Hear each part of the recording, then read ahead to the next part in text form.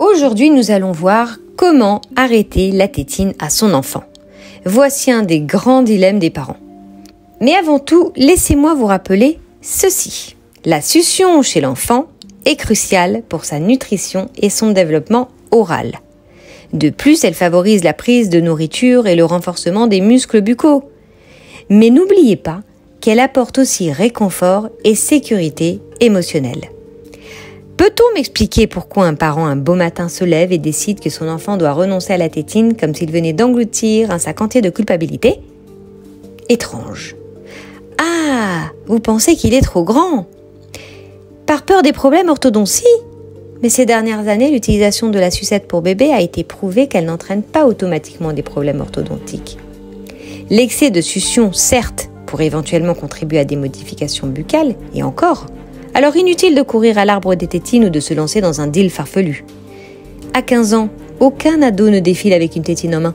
Donc rassurez-vous, les tétines sont comme les modes, elles ont leur temps et à un moment donné, elles prennent leur retraite naturelle.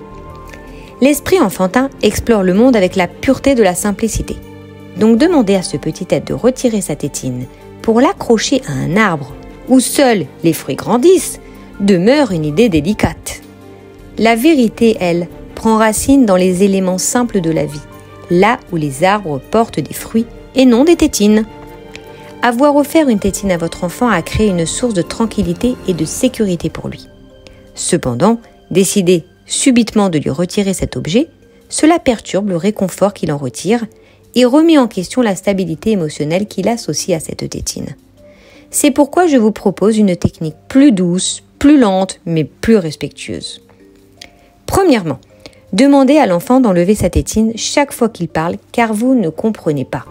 Ça va le responsabiliser.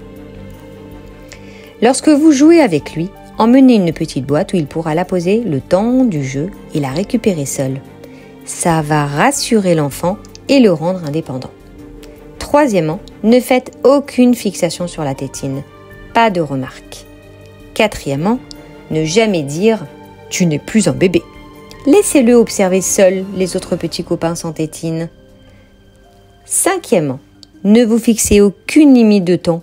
Laissez-le gérer, vous gagnerez en indépendance.